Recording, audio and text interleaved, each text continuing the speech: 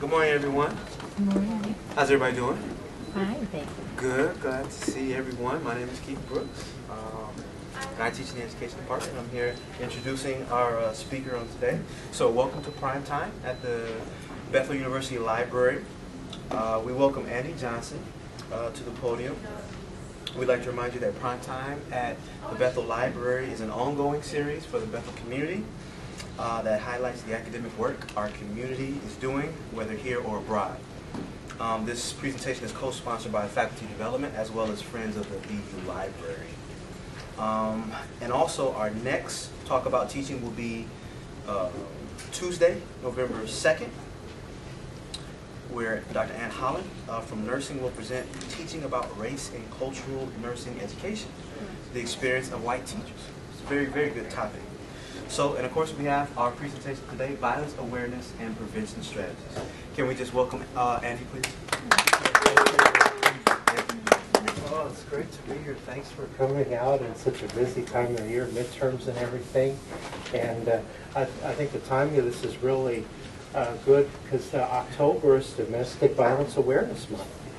And so we have a presentation here this morning. Then this evening at 6 o'clock in CC 125, we have a special Domestic Violence Awareness Month event. We'll have some Bethel alumni and Bethel students who will be talking about what they're already doing to address domestic violence in the Twin Cities area. And we'll have a film, Sin by Silence. It's an interesting title. Oftentimes when people think about playing the devil's advocate, they're thinking about raising a bunch of questions.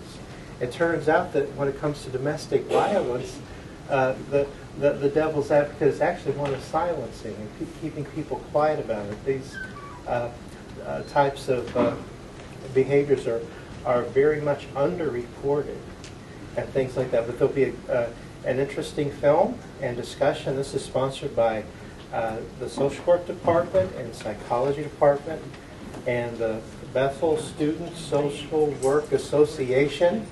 I think it's BSSWA. I think I got all the letters right. And the Psychology Department. So we'll be glad to have Bethel you. Student Social Work. That's what BSWA stands for. Bethel Student Social Work Association. Okay, great. Thanks, It has Sandy. some meaning to it. Yeah. Okay. Thank you very much. Well, let's go ahead and get started. Oh, there we go. Why is this an important topic to address?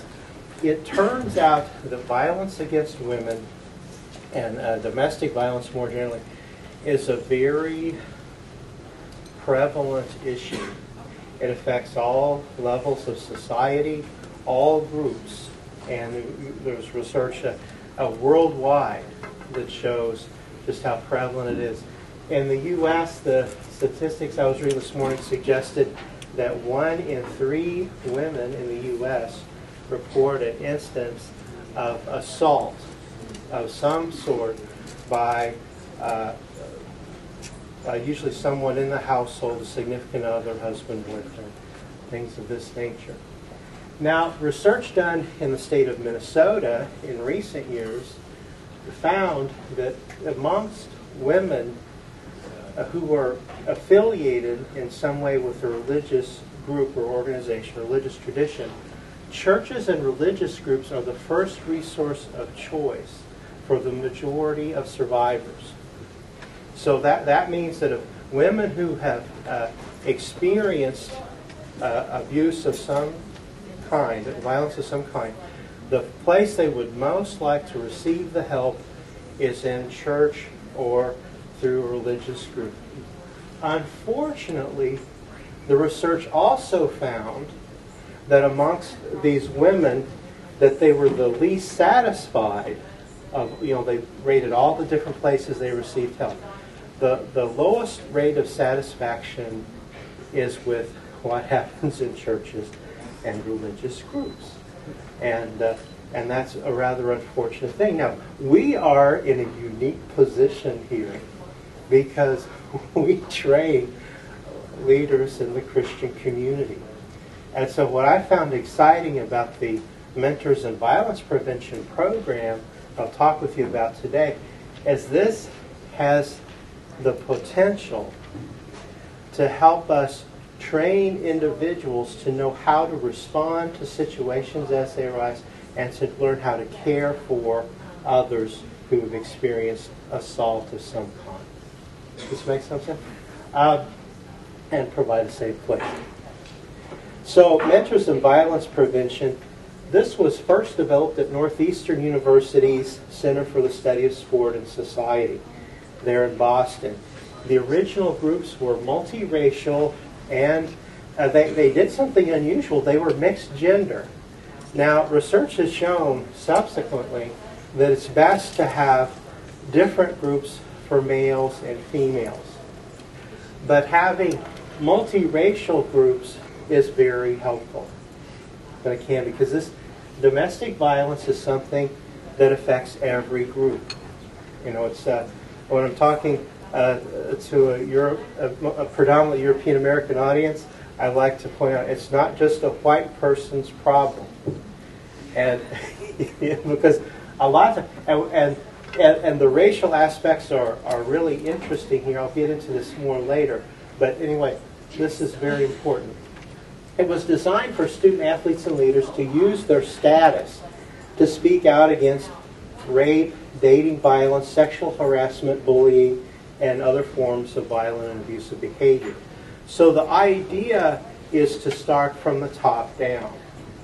They would start with seniors, they would start with athletes, and people like this who have status from the perspective of the students. And usually students will listen to students much more than they'll listen to us. As anyone who's had a homework assignment passed out in class knows, right? Sometimes they don't ask us. Anyway, very good. This is a bystander approach to gender violence and bullying prevention. It's different from other approaches. Traditionally, when people have focused on males, they've tried to focus on men as either perpetrators or as potential perpetrators. And this is problematic for a number of reasons. The first reason, focusing on perpetrators, and I've worked with sex offenders before of all kinds, a very wide variety. And even when somebody has been convicted in a court of law, and it's clear as an azure blue sky that he did these things, whatever these things are. And that could be anything from, is it okay to talk about? This can be anything. I remember one guy, for example, had anally raped his daughter for a period of 10 years. And yet he thought he was a really good fellow. He wasn't abusive, but she was a bad girl because she ran away from home. I wonder why. You know, and things like that. And I've counseled men who have done things like even run their fist through the window of a car to get at their girlfriend to hit and things like that. But no, they're not violent. They just, you know, things like that. There's a lot of denial, and they just don't see it as being relevant to them.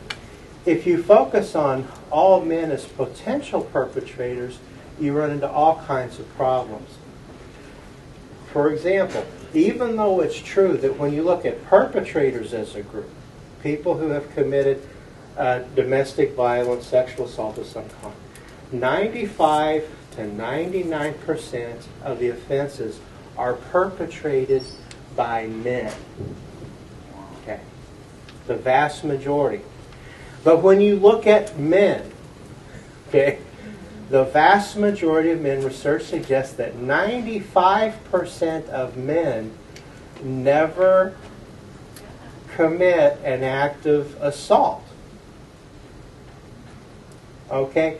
So the problem is when you do a program and it treats men as potential perpetrators, they get defensive. They say, no, this isn't me. I don't do this. In fact, I want to do something to stop. I don't know what to do. And so the assumption of this model, the Mentors in Violence Prevention, is that men oftentimes are bystanders. They see things happen. I remember when I first learned about the program, I talked with someone in Student Life in the Hall about it. I was so excited because I just found out about the program in March of this year. And I was telling them about it. I said, one case scenario they talk about in this is a case where someone sees a man at a party, and he's had a little bit to drink, but the woman he has with him has had way too much. She's stumbling around, and he's trying to get her into the car. Well, it doesn't take, rocket science here to figure out what he's going to try to do after that. And the person didn't know what to do. What are the options? And people, this is one of the scenarios they talk about in these groups. Well, it turns out that they had actually dealt with that very situation with a student from Bethel who had witnessed such an event within the last week. Right? It's not just, the students are everywhere. Literally all over the world. We have students in Asia, we have students in Africa, Europe. I don't know if we have any in Antarctica. That might be the only continent right now where we don't have students. But they're everywhere. Okay, the female version focuses on women not as victims or potential targets, but as empowered bystanders and supportive friends. Traditional models have focused on women saying, okay, we want to help prevent you from being a target. Right? So, here are things to watch. Is there more? The Aurora Center at the University of Minnesota has a wonderful bookmark. It's called Is There More in Your Drink Than You Think? And it talks about all the different types of date rape drugs and their effects and how difficult they are to determine and things like that.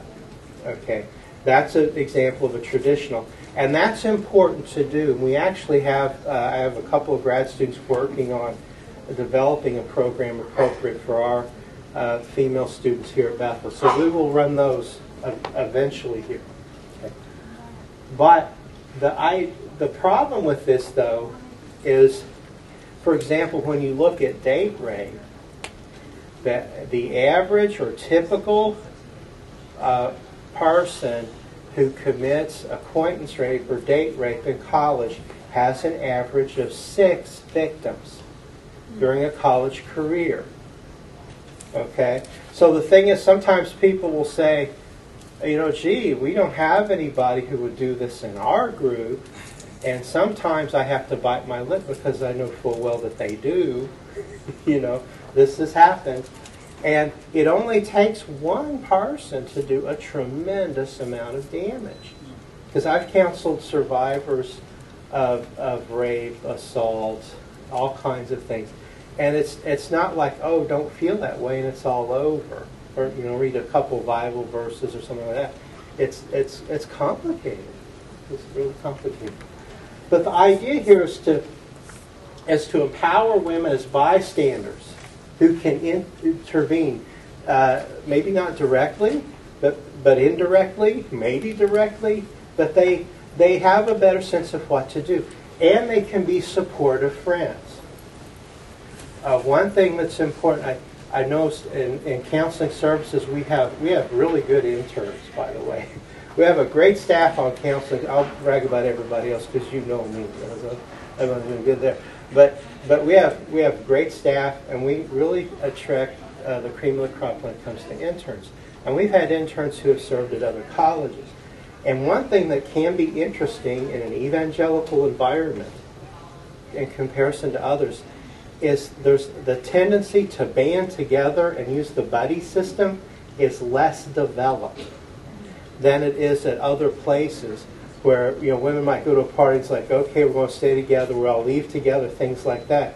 The tendency sometimes, not every time, okay, but there's more of a tendency in an evangelical or Christian environment for the students to say, oh, look at what she's doing, and to just kind of leave her be. And they may not realize that, somebody might judge, oh, she's really drunk, she's really intoxicated. Oh, isn't she a bad Christian witness, or what have you. And they may not realize that maybe she didn't have that much to drink. Maybe there was more in her drink than she thought. These things happen. You know, I mean, it wasn't, what, last week? And there was all the controversy at the University of Minnesota, the fraternity party, and things like this. Stuff happens. Okay. So how they can be supportive friends. The heart of the model is discussion. It uses real-life scenarios. And the idea is to stimulate discussion on ways to intervene before, during, and after instances of harassing or abusive behavior. That's the idea. The idea is to get students to learn to see options. What can I do or what should I do? Now, I want to show you an example of one. How do I get out of PowerPoint from here? Do I? Escape. Just in the oh, and let's. I'm old school. Let's do slap shot. If it will let us. Okay. So the scenarios, the students get a workbook, and we actually have these now at Bethel. This particular one is both in the male version and in the female version. Okay, there's a scenario, and one student read this. You're in the hallway between classes, you see a couple arguing. Then you see the guy push his girlfriend into her locker. The guy isn't a close friend of yours, and neither is a young woman, but you do hang around with the same group of people. Nobody's doing anything. Okay, I don't want to do the mouse better. Okay, then it follows with a train of thought that's typical of individual. And this is based on research. Both the scenarios, these are things that happen in real life, in student life, and these are things that people tend to think about. This is an ugly situation. This guy's being rough. And I wonder what's going on. Should I say something? But if nobody else is it, should I? If I say something, he might come after me. What? Am I ready to get in a fight? You know, the costs usually of direct intervention are pretty high. Remember the guy who did this in St. Paul over the summer? He was a construction worker. Construction workers are not wimpy guys. They're usually strong and tough guys. So he sees somebody get off the bus and push a woman, I think it's a significant other, to the ground and say things, stuff like that. He decides to directly intervene. And he ends up in intensive care, doesn't he, for a while. Now, what's interesting about this, people say, oh, he lost his temper. You know, he lost control when he hit the woman. No, he didn't. She ended up in the hospital. The tough construction worker ended up in the hospital. If he lost control, she probably would end up in the hospital too, don't you think? Unless she's like some kind of a karate expert or something like that. I mean, that's a possibility. But this is kind of the thing. Anyway, what if he has a weapon? If he treats her that she stays with him, who am I to get involved? It's any of my business. But if I don't say it's okay for a guy, am I saying it's okay for a guy? What should I do in this situation? And some of our students will actually realize that sometimes if you say something directly or do something directly, then later he'll take it out on her, which is what tends to happen a lot of times. Okay? And then they go through, and here are some of the options. And the students discuss this, and they get animated. Even our students, even Bethel students, can get animated when discussing these things. Because, you know, they're kind of polite and quiet and all this stuff. But they go back and forth. And so the idea isn't to suggest this is the right answer or that's the wrong answer, but they need to learn to generate options. Because the tendency is going in, you see that happening, you think, oh my goodness, I've either got to do something and stop this guy right now or do nothing. Right? And when people pose it that way, the default tends to be do nothing because it's pretty risky. And someone might not want to make a scene, things like that. And so we want to get away from that and have people learn to generate options. So so that's kind of the idea. Where am I? Which one? Oh, this one? Okay. There we go. Oh, good. We did it. Thank you. Okay. The example, I always debate on whether to include this, but at Bethel I go ahead and put it in. And the reason why, as you can see, it's used by the Marines, Army, Navy, Air Force. These aren't particularly liberal groups politically, because sometimes you'll say, oh, this is just what liberal groups do. I mean, the Marines, they give you a break. Professional teams, the New England Patriots, they won the Super Bowl. It was that group who did it. The Boston Red Sox, who won the pennant World Series. Did Favre see this? The New York Jets, I'm going to say they need a refresher from based on recent. Or maybe that's why they're getting they're reporting it. Yeah, That's good. that could be. Could be the reporting, because the woman was an employee of the Jets, if I recall. Division I athletic programs. Kentucky has a fine basketball program. Wisconsin, I don't know. And since we're in Minnesota, I'm tempted to say one of these things is not like the others, but that's a cheap shot. They have a fine athletic program too. Notre Dame, my alma mater, and Florida uses it. And the SEC conference. And my point is in all this, these are not weak men. Right? These are not weak. This isn't far left-wing liberal, way outside the zone. These are they're fine schools. Like, these are fine programs. But the program is not intended only for the use with military or with athletes, but for varied and diverse populations. Okay. I want to get back to the diversity issue and why that's important. I might as well do this here. One thing to keep in mind, there are a number of cultural inputs, and a lot of times people are very quick to point out that there are cultural inputs which contribute to a cultural backdrop that makes violence against women more likely. And one thing that people are very quick to point out is lyrics to hip-hop and rap music and things like that. And there's truth in that. There's truth in that. But the thing we have to be careful on, sometimes people say, oh, what's wrong with the African American community? Right? As if that's where the problem arises. And if you look at the situation more closely, who buys all this stuff? Who buys this? The typical, by far, the group that buys this stuff more than any other group is white suburban males. The age range of our students and the age range of the high school students before they get here. And so there are people in the African American community say, wait a minute, who's funding all this? Who's buying this?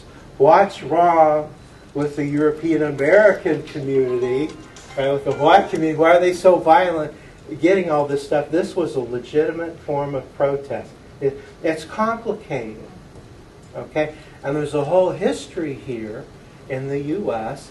in the past history. I remember my hometown of Springfield, Missouri.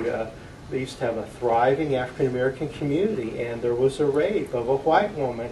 And it turns out that this one guy, particularly this one white guy, from what I've been led to understand, was very instrumental in pointing out an African-American man who they accused of this crime, and there was all kinds of terrible things that happened. And a large part of the population of the city actually moved out to a place called Hartfield. So in Hartfield, Missouri, you've got this thriving African-American community, wonderful community, and it's kind of a surprise because it's predominantly white, so you get this one area and this predominantly African-American. But that's why. There are these false allegations. It turns out the white guy's the one that raped the woman. Things like that. But this has happened everywhere. I just have to know a little bit more about this one because it affected my hometown. But this kind of thing happens quite a bit. So we need to realize that there's been a history of the way in which men of color have been represented as being more aggressive and things like that. And the fact of the matter is that most of the aggression of men against women occurs within the same racial and ethnic group, the vast majority. But we need to be sensitive to these things. Anyway, the playbooks, they're male and female versions. They're highly interactive, facilitated discussions. There's a playbook that takes students through a guided series of topics. And we've gone over this. The primary idea is to help people learn to generate options and to evaluate them on their own. So the idea is that, and there's some research to suggest this actually happens, that students who undergo this training, when they see something taking place, they pause. And they pause longer than other people will pause. But it's like they stop, they weigh the options, and then they usually take a better course of action. The goals for men. Raising awareness among men of issues that traditionally be considered women's issues. And first of all, violence against women is not a woman's issue, because the real title is Men's Violence Against Women. And it's most of the time it's the men doing this. Okay, and this affects other men too. Who amongst us, just for the men, who amongst us does not have a woman in our life that we care very much about? A mother, a spouse, a child, aunts, colleagues, students. You think about one thing that's been deeply moving for me as a man is every time I have a presenter come into a class, almost every single time, there'll be and we'll talk about domestic violence or sexual assault or abuse by pastors, priests. There's like a stream of women, and I've counted the numbers. It's about anywhere from 10 to 20% of the students total in a class will come and talk to me after one of these events. It's about a 15%. Who have either experienced these things or their roommates or a family member, things like this. So we're all affected by this. And a number of men, as boys, watched in terror or heard as they were hiding, a father abusing a woman, things like that. 10 minutes? Okay. So I'll go on. So we need to encourage men not to merely be passive bystanders, but to play an active role in challenging these things, and to empower the leaders to mentor and educate the younger and the men and boys of lesser status. So these are things, too, as you look at it, like when we train our students here, they go out in the community and they may coach Little League or have a Sunday school class or what have you.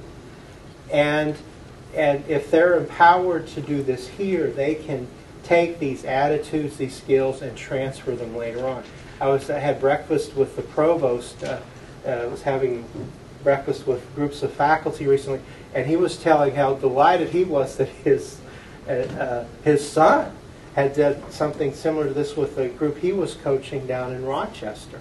And he was kind of surprised in a way, delightfully so, and they related back to some training that he got here at Bethel.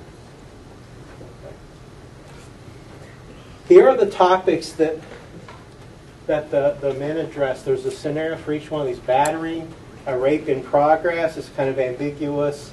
Harassment, sexual harassment, alcohol consent, street arts, gang rape, harassment of lesbians, and sexist jokes. I bring out that it involves harassment of lesbians. I know when people say, oh, gee, you were hiding this, you're trying to sneak it through, and da-da-da-da-da. No, I'm telling you, right there it is. It's on video and everything. And we had committees look at this and things like this. Here's the deal. You understand and I understand that Bethel has a policy on homosexual behavior, right? But just because we have that policy doesn't mean it's fair game to go out and threaten people, threaten to kill them or to harm them or what have you, or to call them terrible names. Okay? And so this is fully in line with Bethel policy. Now, You just can't go out threatening to kill people or call them, effing this or effing that, terrible names. You just can't do that. And we understand that. But sometimes that escapes the attention of students. And that's a good lesson to learn. The goals for women: inspire women to help interrupt and prevent all forms of gender violence, harassment, and bullying. Encourage women to be supportive of and a resource for friends and peers who have been sexually assaulted, battered, harassed, and bullied. Women are more likely than men to hear about these things. And it's very important that they understand at least a little bit about the dynamics of how things unfold so they can be better support. Very important. And then we want to empower women to be leaders as well. Topics for women are a little different. Dating violence, sexual harassment, nasty rumors, and things like that, kind of isolating behavior, alcohol, consent, sexual assault, sexist music lyrics, ridiculing lesbians, which is the same general idea as it was for the men, and gun threats. Because sometimes young women are maybe a little more likely than men to hear about someone having a gun and a plan and things like that. Okay, we're doing an MVP group is in progress. We've got things started. The first experimental groups are being run this semester. We're going to try to run some more groups in the spring. I'm training our interns, not all of them, but some of them, in counseling services, and we'll be looking to train volunteers in the probably January or in the spring. I'm really passionate about this. I think this is something we can do. We have the personnel, we have the mission, we have the vision, and we are ideally situated to make a huge change in the churches and organizations in which our students will participate. So I want to try to do my best to provide as much training to individuals to lead the workshops as possible. The workshops themselves should be done in 2 teams. They should be racially diverse whenever possible. Because gender violence cuts across all distinction. And then we've talked about these things. We'll need people who can facilitate open and honest discussion about issues that directly or indirectly affect young people. And so the idea here is serving as role models and not just information dispensers. And the mistake and assumptions that are targeted is people tend to assume that when violence occurs, all they can do is either directly intervene right now or do nothing. And this attempts to take that away. It attempts to say, no, doing nothing is not a good option. But what can you do? You may not be good to directly intervene now. Maybe it is a good idea. How can you evaluate? How can you tell the difference? What other things can you do? Okay. That's all I have for the presentation of questions. Yes, and yeah, can we have that time? Any questions or comments about the presentation? I've been one of the sexual harassment grievance officers at Bethel for a few years. And it's been interesting to me that, for better or worse, there have been lots of cases that have come my way. And I wonder if that's, in your opinion, because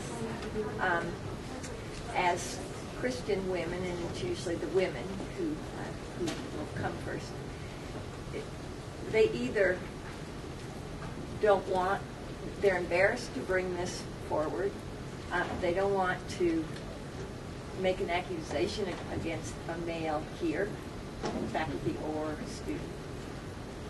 They're too naive to recognize what's happened to them as harassment, or it's just not happening here. What do you think? I think it's a combination of things. I think in general, it does. All kinds of things happen on Christian campuses, and being on counseling staff at an evangelical institution, also on a Catholic institution when I was a graduate student at Notre Dame. All kinds of things do happen. There is a tendency in religious communities and in traditional communities to hold women responsible for the behavior of men. And so sometimes when events happen and see someone in counseling, their tendency is to think, this is my fault. I've done something wrong. To lead someone on or to do this or to do that. It's my fault. I need to do something. I'm a terrible person and things like that. And you see this too, the tendency to blame women. It reminds me of Adam's excuse, right? After the fall, what does Adam say? Is it a surprise move? He said, the wife you gave me. Yeah, the wife you gave me. Yeah, right. Exactly. And men have been working on that for millennia now. But you see this in the way the Bible is used. An instance of abuse comes up in some churches I've been in the past where it's come up. I remember the pastor came and say, well, wives, submit to your husbands. If you just submit, everything will be okay. And they forget, husbands, love your wives as Christ loved the church. Mutually submit to one another. You just keep going into the context. But they can't recognize that as a problem. Now, if I say, well, the Bible proves that God does not exist, because Psalm 14:1, second section, there is no God, is literally what it says. But then you take back a, wait a minute, the fool said in their heart. Can we take one more, Andy? Sure. Well, I just want to make a follow-up to that. Robin, you just reminded me about how important it is, even this is where we need training with each other, because I was sensitized to the issue highly when I first came to Bethel, and I was involved in several where I encouraged my students to report it. Mm-hmm. And as I have been here, I have done less of that, and that means, because this was my work, I was hearing it, and I was seeing, I was getting the tip of the iceberg, and I knew how to explore it and then say, that's important for you to talk about that and to get some and to report it. Yeah. That's our bystander training again. We need to be continually sensitized to the idea that we're listening for those little, because the rest of the community is silencing it. We need to be ones that bring it to the surface. Mm-hmm. There's this really bizarre notion, too, of blowing a Christian witness that people have, and they confuse living in communion with Christ and presenting a false image. They don't say false, but presenting a positive image outward of perfection, which doesn't exist. And they, a lot of times people think that's unless you do that, basically unless you lie, you're not providing a good Christian witness, which is kind of a bizarre notion. Thank you, Andy. Well, this does conclude our time, but it doesn't mean that the conversation has to end. Thank you a lot for the information that you shared with us today.